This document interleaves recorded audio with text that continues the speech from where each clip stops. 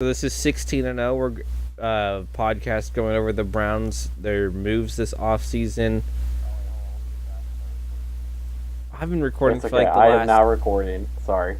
4 minutes. That's cool. I have it open now. It's recording. Okay. Okay. On the count.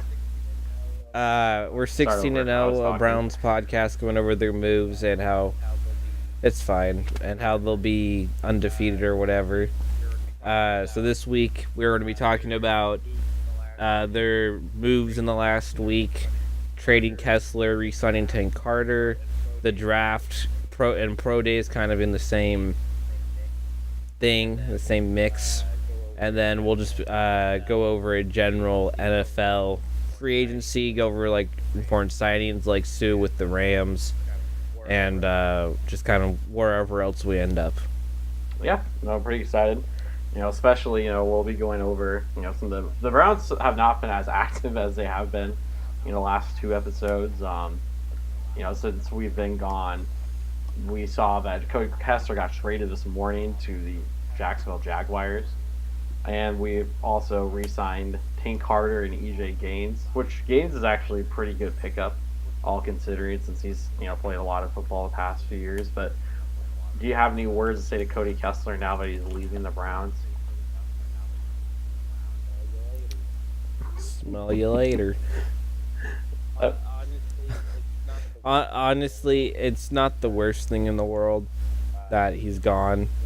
There just wasn't really room for him on the roster. And for the Browns fans that did like Kessler, the best way to think about this is he has a way better chance of starting on the Jaguars next year than he would have on the Browns. So if you want to see Kessler have a good career and actually see playing time, this is actually the best possible thing for him. Yeah, I think, we'll see if he can beat Blake Bortles, who also is not an incredibly good quarterback. I think Cody Kessler I think with the new regime with John Dorsey, I think we're just seeing that he wants to just get a lot of his own guys on the team, and I just think Cody Kessler, is part of the Sashi regime, and hopefully Cody, he had a pretty good rookie year, and last year, just couldn't even the times he did fill in for in relief for Kaiser, he just wasn't the same quarterback we saw in 2016. So, third round pick, was picked there for a reason. So hopefully the Jaguars or another team can kind of figure out how to use him to his highest potential. Yeah, for sure. And let's see, what else did they do? They signed EJ Gaines.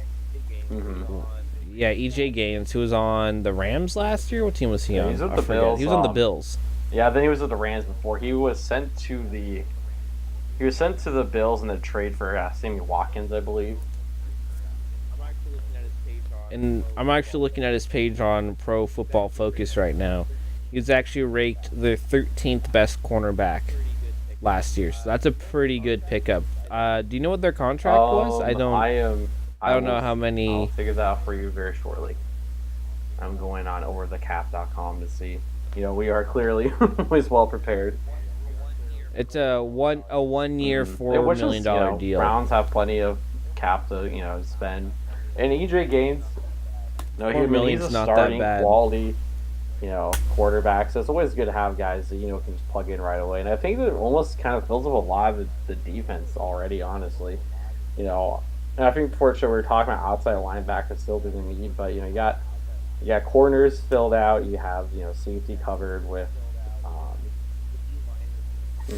The D line is very good with Emmanuel Ogbah and Myles Garrett on the outside, and I forgot his name, Ogiwabu on the center, in the middle.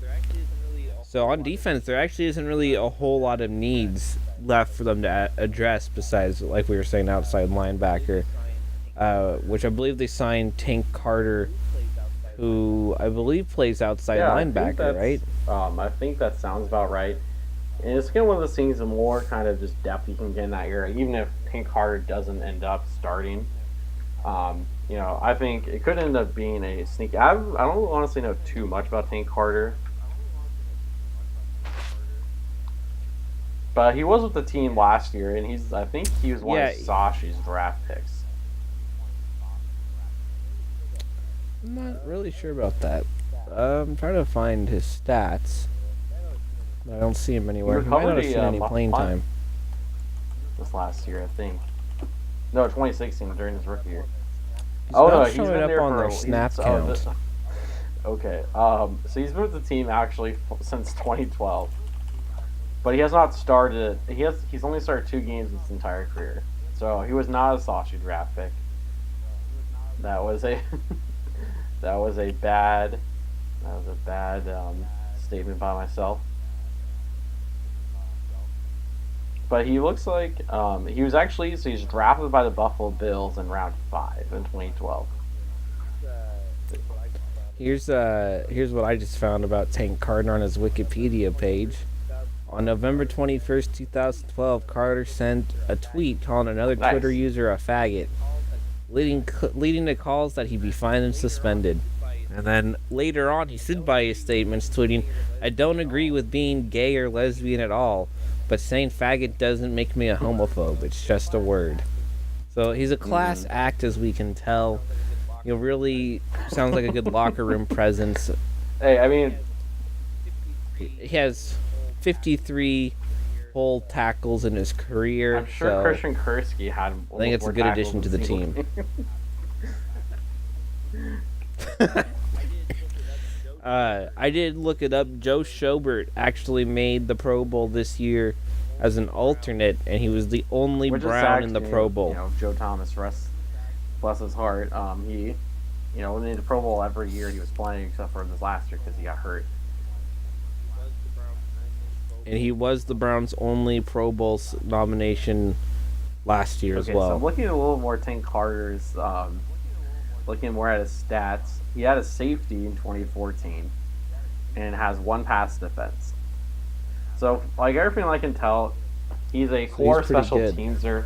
That's just always good to have, even if a guy's just not going to see the playing field. And he's not what we would call an upstanding locker room presence guy.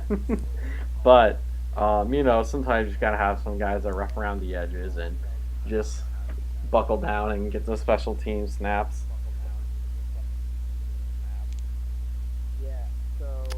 Yeah, so it looks like their 2 starting outside linebackers last season would be James Burgess and Jamie Collins, even though I believe Jamie Collins was injured for most of the year.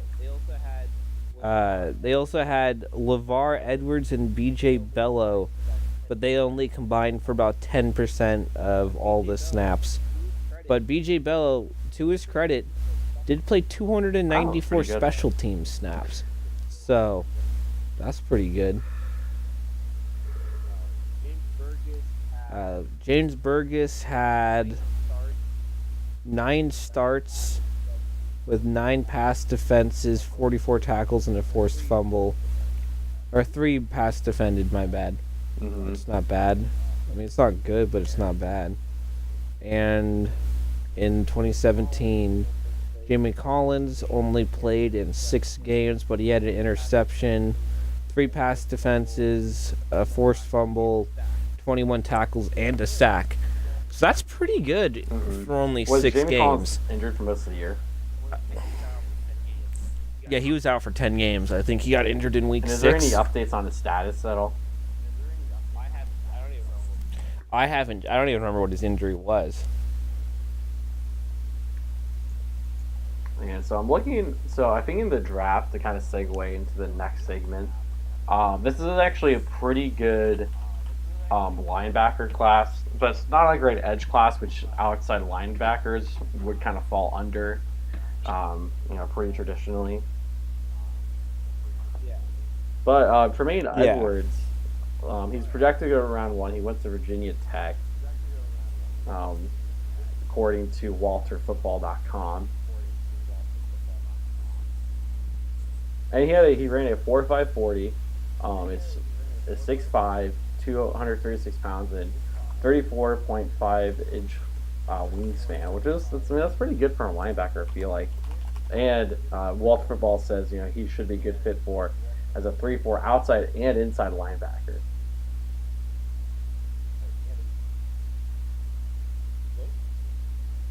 What? Oh, sorry. Oh, you cut out. Well, I guess I'll just restart my little my thing here. I mean, you're saying he had a 4.4 running, Yeah. all that stuff, which is pretty good. I don't think he'll be there when the Browns Yeah, well, so pick. Tremaine Edwards, Roquan Smith, and Harold Landry seem like a few of the really main outside linebackers in the first round, early second round. And it might be one of those things where I think they might be able to trade back in the first round, just with the amount of draft capital they have. We'll see how Dorsey. I'm not sure they should. What's your? I don't think they should, because, I mean, sure, yeah, there's Tremaine Edmonds and these guys in the first round, but there's still other guys that aren't bad in the later rounds. Mm-hmm. And they got other guys on the team. I mean, they still have Jamie Collins, so they just need one guy really, and they. I don't know. I think they could. I think maybe Roquan Smith will drop to the start of the second round, but I think on a team where in reality, like we were saying, like they don't have a lot of needs on defense, but they can definitely get upgrades on basically any position that they have. If they draft a good enough player, it'd be an upgrade. I think that would be my ideal. I think they should take a stab at either Josh Allen or Baker Mayfield in the first round, and then pick first pick and then that's fourth what go I would Minkah prefer. Fitzpatrick. I think Minkah Fitzpatrick. A lot of people are saying he can play cornerback, he can play either safety position, and I think he just is a freak of an athlete that they'll figure out the best need for him. I think that could be the best way going forward. And let's say you put him at one safety position, then I wonder if he could move Jabril Peppers out into more of a big nickel role instead of going so far deep as he was last season. Yeah, I think definitely playing him closer to the line of scrimmage was where he was best. But I don't know. I'm a Saquon Barkley truther. I think they should draft him with the 4th pick or the 1st, either one. And probably they're going to go quarterback at first. I honestly hope it's not. Yeah, Josh Allen is my. I think Josh Allen is by far the worst. Okay, I shouldn't say worst. He's definitely the worst of the 5 quarterbacks that are being talked in the first round. I almost say he was the worst quarterback of the draft, and even as I can't have that hot of a take, but I just think a lot of the arguments you have to make about his accuracy and his decision-making skills. I just think that's kind of like arguments you make about undrafted quarterbacks. It's not, when you guys have like Baker Mayfield, who is a stellar passer, incredibly accurate, and yet, you saw teams. The Browns might pick, Josh Allen first overall, and thankfully they have Tyrod Taylor to kind of have him sit behind, who is a generally pretty accurate quarterback. Yeah, but I mean, I don't think it's going to change anything. I think he's going to suck no matter what. I mean, Brett Favre was the most accurate quarterback. But no, Yeah, Brett Favre also threw tons of interceptions. People like to forget that about him. I had no...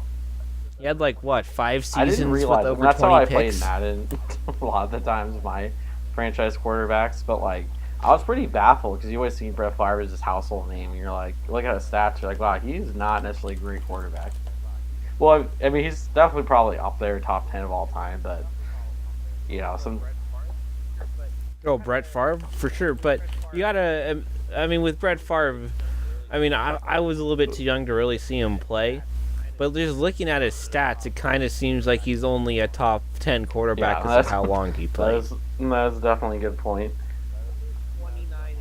He threw 29 interceptions in 2005. That is quite obscene. That's more than DeShone Kizer, almost as twice as many. DeShone Kizer threw 22, but he did throw 22 interceptions in 2008. Well, the thing is interesting about DeShone Kizer, he had a really similar first year to Alex Smith. Alex Smith didn't, and I mean Peyton Manning had a horrible first Green year Bay too. Is gonna be laughing at us when Rodgers retires and Kizer is that's a household name. Wins MVP every year. I guess back towards the draft. So you said you want Barkley at some point in the first round. So you don't buy the stats nerds on Twitter who are saying that running backs in the first round are a terrible decision. That running back is just a useless position. And here's my thought process on that. I mean, people are saying, oh, look at Kareem Hunt or look at Jordan Howard. Jordan Howard was a 5th-round pick. Kareem Hunt was a 3rd-round pick, right? Yeah. Yeah, no, sorry. Yeah, sorry. Right? No, I agree. Yeah, that's true.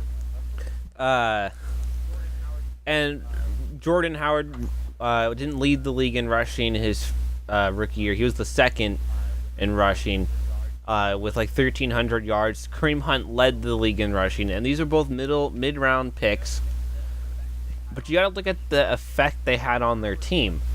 Jordan Howard rushed for 1,300 yards, and the Bears were like, what, 5-11? They were a terrible team still. But then you look at Ezekiel Elliott, who was picked at 4th, I think, by the Cowboys, obviously. And he led the league in rushing, and he took the Cowboys to a 13-3 record in the playoffs. So I mean, Leonard they Fournette, both had great seasons. The Browns 11-5. Jags, sorry. What Jags. What did I say? Oh, the Browns. No, I mean, we wish Leonard Fournette led the Browns to an 11-5 record, but that's the same. Like, and you can even argue that Leonard Fournette was the 3rd best running back last year out of that draft class, behind Alvin Kamara and Kareem Hunt. If we're gonna go with the running back wins argument, Christian McCaffrey, helped lead the Panthers to a 12-4 season, not 12 or 11-5. Exactly. They can say, oh, look at the production of these guys, but then you look at the team records, and the guys that are picking running backs in the 1st round all made the playoffs the last couple years, except for the Rams with Todd Gurley, but he did lead them there this year. So, and he won Offensive Player of the Year. MVP as well. He could have. I honestly don't think Tom Brady deserved it. At this point, this year we had to give it to him just because his 2016 season was nothing short of a, impressive feat considering he went, 14. No, he didn't play 14 games. He played, what was it, like 12 games. It only lost to one team, being the Seattle Seahawks. I think he only threw like 2 interceptions and like 8 touchdowns. But no, I'm just saying, year. We're talking he about had a good season this year too. So I think it was hard, especially when Carson Wentz, tore his ACL and Russell Wilson missed the playoffs. I think there was just really no argument. Right. I think a running back has to have a almost near perfect season, which Todd Gurley, had one of the best seasons since Sean Alexander at the running back position. Here's my thing, though, is that for the last 3 or 4 weeks of the season, Tom Brady threw 4 interceptions to 6 touchdowns, and almost 1,000 yards over the last quarter of the season. But to flip the script, Russell Wilson, he also did not have a very great last 2 games, and that was enough to completely bar him from even consideration as the MVP. By Russell Wilson is, even though he had 85% of his offensive yards, and that he was the entire offense, the problem was just the Seattle Seahawks that didn't make the playoffs. And I'm fully confident had the Seahawks made the playoffs, Russell Wilson would have been the league's MVP. It's just how things go. Over the last 4 weeks, Russell Wilson threw, let me do some quick math for you here, 8 touchdowns to 3 interceptions. Yeah, I mean, Russell Wilson definitely does not get enough credit where he's due, and I think it's just, just unfortunate luck for the Seahawks, after just losing so many guys on the defense. They had to kind of reshift their priorities, which is why you've seen a lot of guys moving and new guys coming in that locker room. Yeah. I don't think he deserved it. I think he should have gone to Todd Gurley, but let's get back on track to high round selection running backs get you in the playoffs, which is the goal for any team's the Super Bowl, but the first step is to get in the playoffs, and I think having a great running back would make that a lot easier than a good cornerback or a good safety. And just to go back to the Seahawks example, I think the best, which is the best example, is just look at Marshawn Lynch before and after. You see, the Seahawks offense got so much worse without Marshawn Lynch there. And it really just became all about Russell Wilson trying to basically run for his life every play. Whereas with Marshawn Lynch, they could just hand him the rock whenever they were in doubt and pick up, 90 yards and 15 broken tackles. I will say and get this, a touchdown. Marshawn Lynch by Russell Wilson was a completely different player. He had his best seasons of his career when he had Russell Wilson, the read option, helping him out. But I think you are making a good point, and I think my only reservation is at the running back position at number 4 or 1 with Saquon Barkley is that they just signed Carlos Hyde this offseason, and Duke Johnson's entering his 3rd year or 4th year. Duke Johnson's entering the final year of his deal, and so I think I would rather the Browns get someone later on in the draft. Maybe someone like Rashad Penny. I'm not convinced by Carlos Hyde at all. I thought he wasn't good in San Francisco. I don't think he's going to be good for the Browns. And for some reason, everybody doesn't want to give Duke Johnson more work. Like, they tried, I guess, to get him more receptions by putting him in the slot and stuff. I think it's the problem with Duke Johnson is I think he just doesn't have the size and frame to be an every down starter. Which, I kind of disagree with the notion that at least it's somewhat, but I think with Hugh Jackson, he just wants a guy who can, I think he likes having a running back core, and I think he likes having a committee, but I also think he wants a guy like Barkley who can, catch the ball and play almost every down, which is a pretty good argument in his favor. But Carlos Hyde can also catch balls as well, and other than his injury history, can play, almost every down. Yeah, for sure. But Hugh Jackson does have a pretty good track history. Yeah, if you look at Jeremy Hill and Giovanni Bernard with Cincinnati. Exactly, that's exactly what I was thinking about. I was trying to Google their stats and was blanking on their names. I think 2 years ago they each rushed for almost 1,000 yards and I think 10 plus touchdowns. Yeah, this final season with my offensive coordinator in Cincinnati, they both had extremely productive years.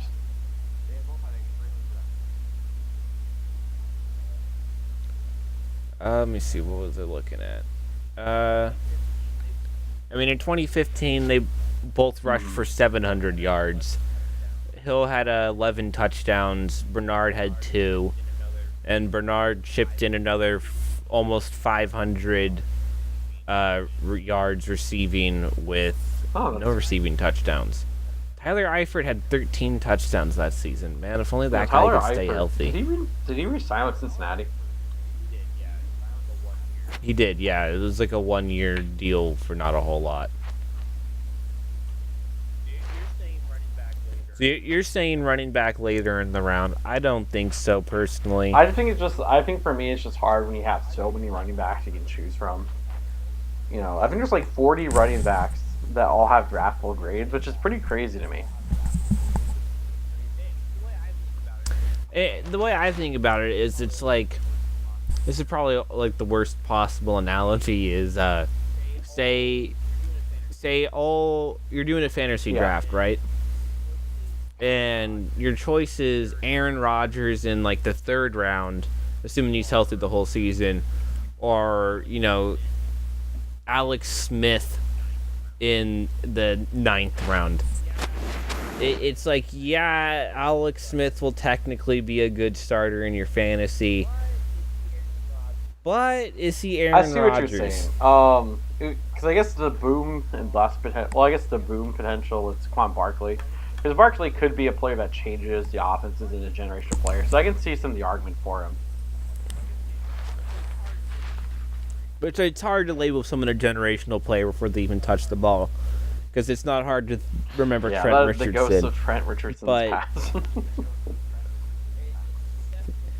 It's definitely clear he's at least on tape the best running back in the draft. And I think that is he's the important best. to look at. He's also one of the best prospects position in a long time. Like he tested better than Ezekiel Elliott and Leonard Fournette. Yeah, he's definitely better than either of those guys were in college too, which again doesn't mean he's going to be as good in the NFL, but it's a good sign for it. But talking about boom or bust factor, ESPN actually had this article I read the other day about all the quarterbacks, and they developed this system called Cubase, which stands for, it's a Football Outsiders thing. It's quarterback adjusted stats and experience. And it looks at their performance in college, experience, and expected draft position, and then sees what percentage they are to be a bust, to be a serviceable starter, or to be elite. But it uses their defense-adjusted yards above replacement and 50,000 simulations in the NFL for their careers to see how good they would end up being. And Baker Mayfield has a 28.2% chance of being elite in the NFL, according to this, with a 29.3% chance of being a bust. And they showed the top 10 Cubase scores since 1997. The player who got the best Cubase score was Phillip Rivers, who obviously has had a fairly good career, arguably a top 20 quarterback all time. Depending on who you ask, some might consider him top 10. The second best was Carson Palmer. We know how he turned out. He's fine. Like, okay. He's fine. He was good really early on in his career. I wouldn't call him elite by any stretch. Few years in Arizona. And then number 3 was Donovan McNabb, who was a fairly solid player. And then the number 4th player in Cubase since 1997 is Baker Mayfield. And he had a better score than Peyton Manning. He also had better scores than Russell Wilson and Peyton Manning. Yeah, to fill out the rest of the top 10, it's Russell Wilson, Peyton Manning, Marcus Mariota, Byron Leftwich, Aaron Rodgers, and Ben Roethlisberger. All considering. Yeah, Byron Leftwich and Marcus Mariota. The book's not written on him yet. He might be good. He wasn't very good last year, but I think he's trending upwards personally. No, that's just only more evidence to support my Mayfield agenda. I think Mayfield is just by far just a bunch of better than the rest of the quarterbacks. And the only thing we've talked about is nut grabbing before, but we don't need to go full in-depth analysis on that. But I mean, Marshawn Lynch did a couple nut grabs, and I'd say he's pretty good. So if we're looking at players who grab their nuts win Super Bowls, it's confirmed by the study. Metrics. 100% of players who have grabbed their nuts in the NFL have won a Super Bowl. And the same metric also projects Josh Allen with a 62% chance of being a bust, with a 5% chance of being elite, and a 32% chance of being either an adequate starter or an upper tier. Sam Darnold is a little bit better. He has a 50% chance, almost 52% chance of being a bust, a 4% chance of being elite, with 54% chance of just being meh. And don't add up my percentages. I'm rounding. Has there been any quarterbacks that tested poorly and completely buffed it? Well, is there any in the notable Cubase, names, the guys are projected to be high chance of being a bust and breaking out okay? Not that it says. Josh Allen had a worse Cubase than Jake Locker, Christian Hackenberg, Connor Cook, and C.J. Beathard. Those are some names, and not the good kind. Those are who you want to be compared to when you're coming into the NFL. The myth, the legend. I don't think he was that. I think he did better than could have been expected for him. More expectation for C.J. Beathard, so I will give him that. But I mean, he just was not ready to play at all in the NFL. Like, that experiment was such a waste of time, especially after Niners traded for Garoppolo. But back on. he did have 3 Yeah. rushing touchdowns, so maybe move him over to running back. Who even is starting over there? Matt Breida? No, they had Jared McKinnon, actually. Ignore what I'm saying. Yeah, they signed him for a crazy deal. I think that's a terrible decision. We'll talk about that in the But free back agency to Josh bit. Allen hatred. But Sam Darnold. Sam Darnold seems okay. I haven't watched a lot of this tape. I mean, he's just very mad. Like, kind of reminds me of Matthew Stafford. Sam Darnold. Sam Josh Darnold Allen, or Josh Allen? I don't really even have a good comparison for Josh Allen. I just don't. Watching this. There actually is a comparison for Josh Allen. So in the Q-based scoring, Baker Mayfield scored 1,480.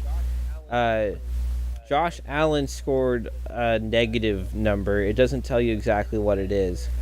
But since then, there has been 27 quarterbacks in the top 100 drafted with Q-based ratings below 0. And the best of all of those quarterbacks was Josh McCown. Hey, he was a Brown starter at one point. Here's the other negative Q-based passers chosen in the first round. Mark Sanchez, Josh Freeman, Kyle Baller, Rex Grossman, J.P. Lossman, and Patrick Ramsey, who I've never even heard of Patrick Ramsey. Maybe just imagine it. I just think I just like the name Rex Grossman. It could be just like the name. Luckily, Google will tell me his stats very quickly. No.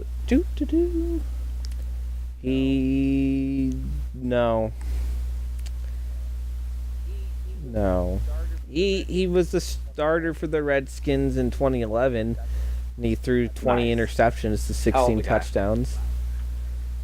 Oh, I said no. I was calling him hell of a guy. Oh, yeah, he's 37 now. He's out of the league. He ended with his best year was in 2006 with the Bears when he threw 23 touchdowns and 20 interceptions. So, stellar resume. Yeah, so not great company. Sam Darnold did do better than Josh Allen. I would still say I'd rather Sam Darnold over Josh Allen or Josh Rosen. But I honestly at this point I can't see any reason to pick either of them over Baker I think Mayfield. Josh Rosen is probably the second best quarterback in the draft. My only problem with Josh Rosen, I just kind of think he's just excuse my language for all the children and priests that are watching, but I just think he's just a little bitch. You know, there's like games where he just took himself out for like what seemed to be fake injuries. Like I guess I can't really prove that like with a undeniable doubt, but I just think that he just has. I just don't think he's that much of a locker room guy, and I just don't like his personality. But I also don't like Aaron Rodgers' personality, so maybe I'm just not a great judge of NFL personalities. But I just think Josh Rosen is just not the kind of guy the team needs.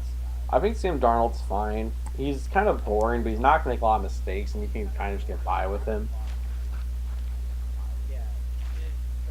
Yeah, but speaking of Aaron Rodgers, Sam Darnold only started 2 years in college, which has a pretty shaky track record because 2-year starters include Cam Newton, Joe Flacco, Aaron Rodgers, Alex Smith, Michael Vick. But it also includes Jamarcus Russell, Ryan Leaf, Akili Smith, Blake Bortles, and Mark Sanchez. I got one thing I don't understand.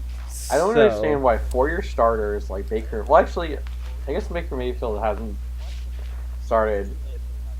Yeah. I think he was only a 3-year starter. But there's guys that only start for a year. Like, Mitchell Trubisky only started 1 year last year, and he was the number 2 pick. Well, yeah, Mitch Trubisky isn't 6 feet tall. That's the thing that kind of aggravates me, because you see Drew Brees and Russell Wilson, who are both 6 foot, and they're just so much just blind disregard for it. And Johnny Manziel, even though he's been a bit shaky personally, on the personal level on and off the field, but he wasn't that the height didn't affect him that much either. So I just think the height is just such a dumb thing, because you can have guys like Brock Osweiler, for example, 6'7", has big hands and long arms, but he's a terrible quarterback. That's not you can't just use size. led the league in batted down Which is passes. amazing when you're 6'7" and you lead the league in batted down passes. When you can literally stick your arm in the air, and anyone that's not a D lineman probably can't get the ball out of your hands. Brock's defense, the problem is that when you're that tall, you actually have to tip. Yeah, you have to throw it down. Throw it down.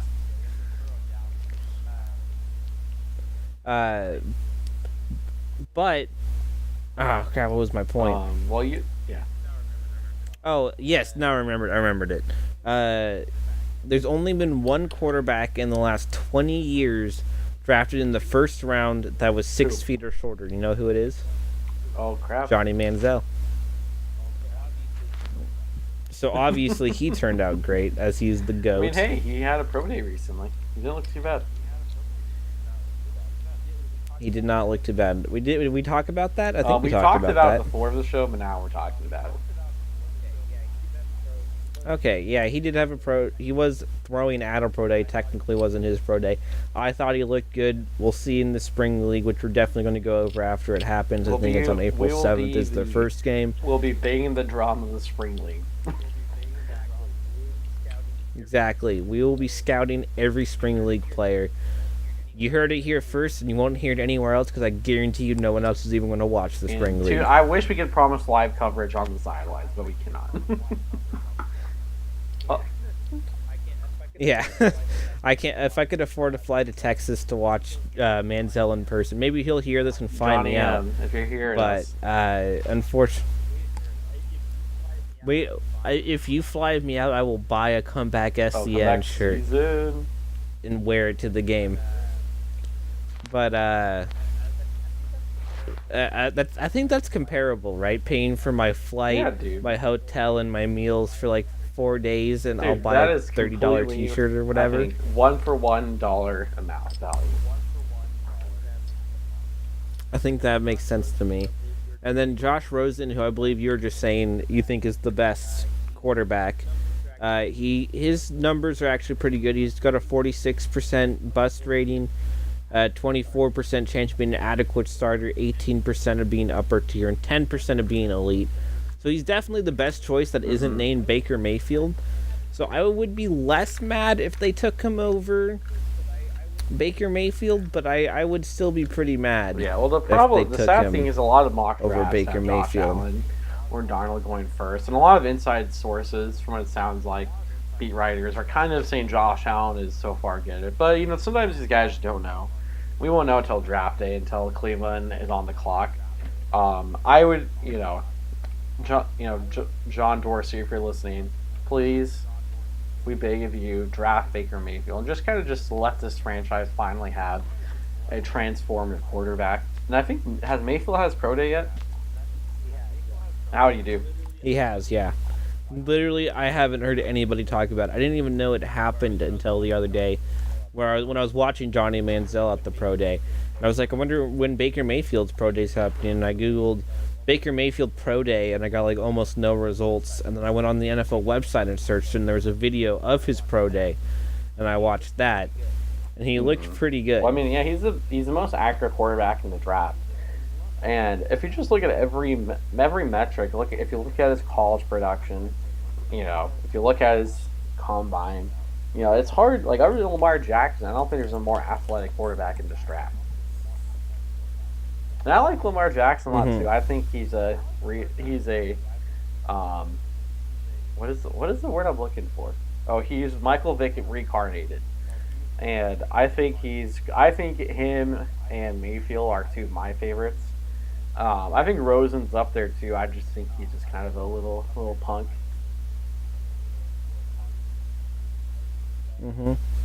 I agree with that. But Lamar Jackson, I just don't think he's gonna fit in Hugh's plans. I think he was kind of looking for more of a guy that can move around a little bit, kind of like Andy Dalton, but has a big arm. And so I think, sadly, Josh Allen does fit in that.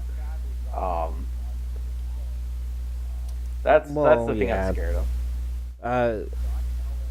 Actually, Josh Allen ran a faster 40 than Baker Mayfield. I mean, neither of them really ran a good 40. I mean, better than I could do. But Josh Allen ran a 4.75 with Baker Mayfield running a 4.84. Those are both like respectable, QB 40 times. It's not the most important stat. Yeah, it's useful, but it's not. Look at Tom Brady. He ran like a 5 point. I actually run a faster 40 than Tom Brady. I don't know why I thought he ran like a 6.02 40.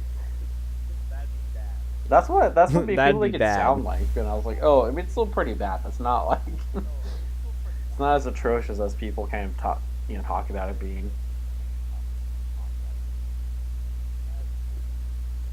This is interesting. For the come on. For the what was I looking at? The 20-yard shuttle. Which one's the one that's really good? The 3-cone drill. That's the one that's Baker Mayfield. Again, Josh Allen was a little bit faster than him by 0.10 of a second. Sam Darnold was faster too, 0.04 of a second. So they did kind of have better combines, but again, for quarterbacks, combines really don't matter. They're the really only position group where you can be like. Well, the thing with the combine, it's really about. The combine's not important. Their hand size and their passing drills. And Baker Mayfield, from all accounts, has impressed at all of his passing drills. And just character concerns that really any team, in their interviews. And I wonder how much of it's true, because it seems like there's a lot of teams saying every interview they've had, they've hated him. So I wonder if there's a team kind of just spreading out fake information. Maybe like the Denver Broncos are just kind of trying to get people off. What, just lying out their ass to try and get people to stop not sign them? It happens all the time. So so I wonder if there's a lot of that going on, because it doesn't make sense to me. Yeah, there was a draft story that was going around forever ago. It was Deion Sanders prime time was at the combine, and he was doing an interview with the Giants, and they were asking him all these questions, and he was like standing there listening to them, and then once they were done like asking all the questions, like before he answered them, he was like, "What? When do you guys pick?" And they're like, "Oh, we got the 9th pick," and he just says, "Oh, I'm not gonna be here at 9th," and just gets up and leaves. which is a baller move for sure. Well, I think Cleveland needs someone like Baker Mayfield, who has that high energy and has a pride to him. I think the thing the team, it's one of those things where I think there is a lot of positivity in psychology, where the more positive and more kind of just more you believe in yourself, the more things are going to happen for you. Baker Mayfield's that kind of leader, and I think can really kind of just get some of this stink mood out of the air, and maybe we'll forget the fact that they went 0-16, because guess what? They're going to go 16-0. Like the name of this podcast, with Baker Mayfield. Exactly, and like you're saying, Josh Allen was the one that pretended he was hurt, right? Josh Rosen, right? If they draft a guy like that, he won't make it through the season. He just won't. And it's not in terms of, do we think this guy is going to be like, it's mental fortitude. If you can't handle playing in a bowl game, you're not going to handle going 0-16. That takes a special sort of person to do. And one thing that's not talked about a whole lot is how much losing sucks in the NFL. Because it's not like, say, baseball or basketball, where you lose a game, it doesn't fucking matter, because you're going to play another 150 or whatever anyways. You only get 16 chances. So every time you lose, like, it literally, one loss can decide your entire season. Well, so Josh Rosen, I think, is the only quarterback in this draft to say he doesn't want to play for Cleveland. And so we don't need a guy like that. We don't need a guy who doesn't want to. Exactly. If I was a GM and I heard somebody say that they didn't want to play for a team, I would immediately remove them from my draft board. Let's say you're the Jets. You don't know if Josh Rosen's going to turn on you. Exactly. I think it was Myles Garrett last year when they were like, oh man, someone like literally said to him something like along the lines of, man, it would suck if Cleveland drafted you. And he was like, no, it wouldn't. he's like, come and get me. Mm-hmm. That's the kind of player you want. Who like it's a franchise that's perennially bad and always made fun of, and your friends are like, oh, it would suck if you get drafted by them, but you're like, no, you know what? It wouldn't suck because I got to play in the NFL. I'm gonna make millions of dollars, and when my team wins the Super Bowl because of me, because Myles Garrett's going to be amazing next season if he can stay healthy. Then I can be like, yeah, you're welcome. You know what I mean? That's the kind of player that the Browns need, and that's who they should be looking for. Going back to Mayfield, I mean, I have a very biased Mayfield agenda, but the more we talk about it, the more I just kind of just keep laying it back to him, because I think if you look at all the 5 quarterbacks that were talked about in the first round, I think all the arrows just point back to Mayfield being a quality franchise quarterback. Will the Browns draft him? We'll see. It's kind of looking like it's either Darnold or Allen, but Dorsey, if you're listening, and we do humbly beg you to reconsider. And I'm gonna tag you in the tweet when I post this video, Dorsey, so you can see Does it. he have a Twitter account? I doubt you'll even see it, but we'll see. The only quarterback, just real quick before we move on from quarterbacks, that I could not be mad about them drafting would be a Lamar Jackson. I would be so hyped if they drafted him. Well, that could also be a guy if they trade down even just a little bit, could still get from 4th. Yeah, true. And like people were saying, if you're not drafting a quarterback at first, then you should trade down and get 3 to 5 extra picks in the draft. It might be one of those things too, though. Is like I think Cleveland might just need to not trade down a little too much, because the problem is not everyone's gonna make the roster, and so you got to find a way to kind of build your roster out. It's not like I think it wasn't too long ago when we had like 15 draft picks in 2016. I think like I was saying earlier, they shouldn't trade down and they shouldn't trade up. With a roster where you can basically get improvements on any position, what you need to do is draft the best player that's there when you pick. It doesn't matter needs. Say you're picking at, say this is just a random scenario. Say they're picking at 15th, right?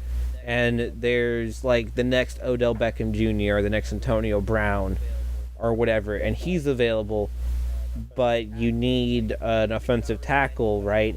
But there's not really anybody, so you could reach and get like the next Russell Okung, or you could draft the next OBJ. And they need to be drafting the next OBJ. Well, they can't be reaching for any players. Have you heard that he may be on the trade block? I heard that the Giants want 2 first-round picks for him, which is the way to say he's not for trade. Although Jarvis Landry did tweet how much he wants to play with him again. The only way I can see where there's only maybe 2 players in the NFL that I could see being worth 2 first-round picks. And even then, I'd be very apprehensive. That's Aaron Rodgers and Russell Wilson. Right. I mean, you could argue Tom Brady, but he's too old. Same with Drew Brees. Yeah, okay. Carson Wentz. I'd throw Carson Wentz in that mix if conditionally, if he has a good season next year. If he has a good season next year, I would not blame a team for throwing 2 first-round picks for him, because he was amazing last year. I'd like to see him repeat it before. Same with Jared Goff. I'd like to see them repeat their seasons before I label them as anything. But the only 2 players in the league I'd see as worth it would be Aaron Rodgers and Russell Wilson. Russell Wilson a little bit more because he's younger. Aaron Rodgers only has, like at max 5 more years. Who knows? He's not that old. Isn't he 35? I think you're right, actually.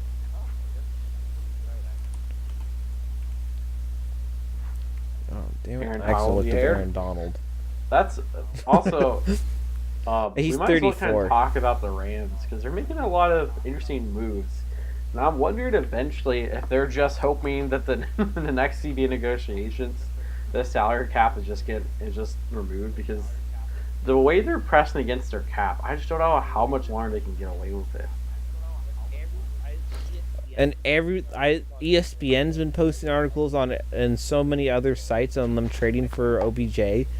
My question is, if you trade for OBJ, someone's going to have to leave. Because next season, as of right now, they're going to have Sue as a free agent. They're going to have Donald as a free agent. Gurley's contract will almost be up. Marcus Peters is going to be a free agent. And if they can't afford to re-sign Tremaine Johnson or whatever his name is. Yeah, no, Tremaine Johnson, right? There's a Jackson. Tremaine Johnson, they're probably not going to be able to afford. Well, and it's also like Marcus you have a Peters, bunch of head who's a better cornerback. Team. Well, I also don't get how would they not sign Aaron Donald? If I'm Aaron Donald and I see Sue, a guy who hasn't proven to the team whatsoever, gets $14 million, no questions asked, and Aaron Donald's supposed to be a team player and not ask for $20 million a year. That is just insane to me. They need to sign. Aaron Donald needs to be signed before OTAs. He needs to be signed before the draft, honestly. And if they can, they need to somehow work it so that way there'll be money available for them to re-sign Gurley, and then when they re-sign Gurley, they need to sign him in a way that there will be enough cap space for them to re-sign Goff. I really don't want to re-sign Donald. I would be totally happy with him walking, but no, they need to just stop playing games. Oh yeah, they need to sign him yesterday. They need to sign him before the last season even started. That bit them in the butt so hard, not signing Aaron Donald, because they're like, oh, what's the worst that's going to happen? It's going to be another first-team All-Pro, and another Pro Bowl. That's not going to inflate his value too much. And then Aaron Donald's like, hold my beer and wins, Defensive Player of the Year. I think they could franchise tag, and they could do that for as long as they want, but that gets expensive. Yeah, it's like 30% of the base salary every year. Yeah, I think it's something like that. Like Kirk Cousins got really expensive in Washington. Oh, he was getting like $27 million a year or something, wasn't he? Like I think there was even times where Kirk Cousins had wanted to sign a cheaper long-term deal, and the Redskins just kept saying no. Oh yeah, the Redskins hated Kirk Cousins for some reason. Which, each to their own. Yeah. The weird thing though, this is kind of just an aside. I'm looking at his stats from 2017 and 2015. And his 2017 stats aren't that much better than his 2015 stats. He had less tackles than he had in 2015. The same amount of sacks. Same amount of passes defended. So, arguably, he had a better season in 2015. But he didn't win Defensive Player of the Year then. I don't even remember who did. Luke Kuechly won Defensive Player of the Year that year. I want to say him. Could be. That sounds good. Let's go with that. Well, was it really? It was J.J. Watt, though. Oh, interesting. Yeah. But I think that's kind of what we had to talk about today, right? We talked about the Browns and the draft and extensively over Mayfield, over the lackluster group of quarterbacks. But yeah, I think this kind of wraps up this episode of 16-0. If you don't have anything else to add. I don't know. Well, this is Jonah signing off.